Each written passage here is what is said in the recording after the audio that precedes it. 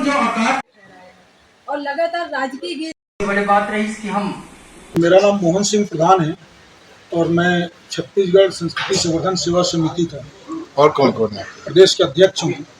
हमारे साथ में हमारे महासचिव प्यारेलाल चौधरी जी हैं, प्रदेश महासचिव, प्रदेश सांस्कृतिक सचिव श्री घनश्याम श्रीवास जी हैं, प्रदेश संरक्षक आदरणीय भोजराम राजवाड़े जी हैं, प्रदेश महिला नेतृत्व बहन गीता महंत जी हैं और प्रदेश कोषाध्यक्ष दिगंबर कश जी हैं।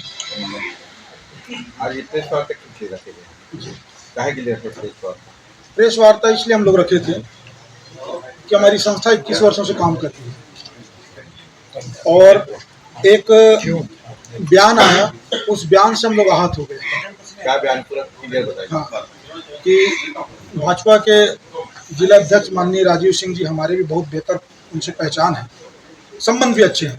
अब चूंकि कमेटी का नाम आया इसलिए हमको भी स्पष्टीकरण देना था कि छत्तीसगढ़ महतारी का मंदिर कहाँ पर है मुझे पता नहीं।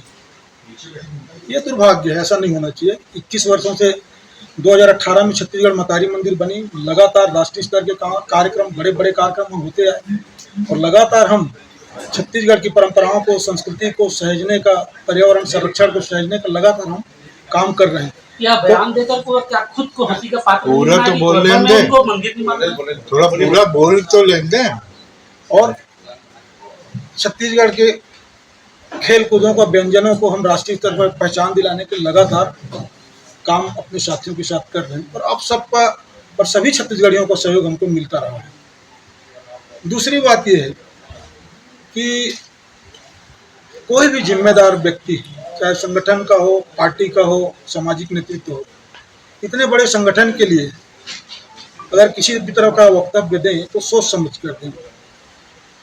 और ये बात आपके सामने इसलिए लाना पड़ा क्योंकि उनके बाद में छत्तीसगढ़ महतारी संस्कृति संवर्धन सेवा समिति का भी नाम आया।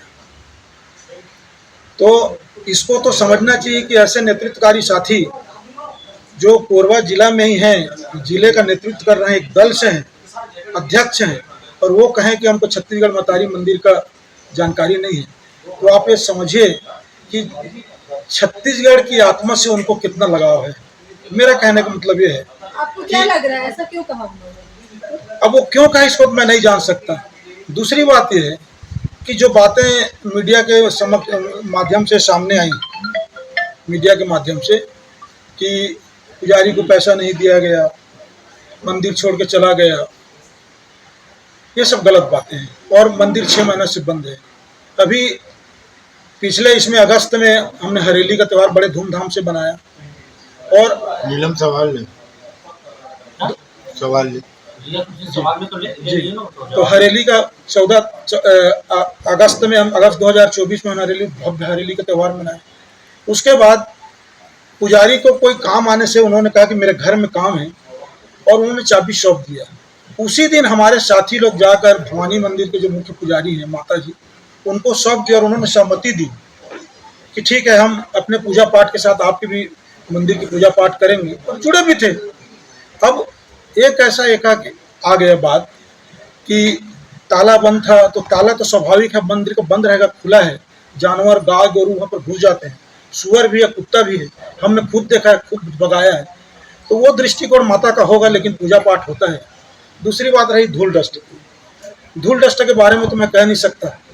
अच्छा, क्यों बोलना पड़ा उसको कि हमको नहीं मालूम? तो किनको ठीक है, क्यों बोलना पड़ा कि हमको नहीं मालूम?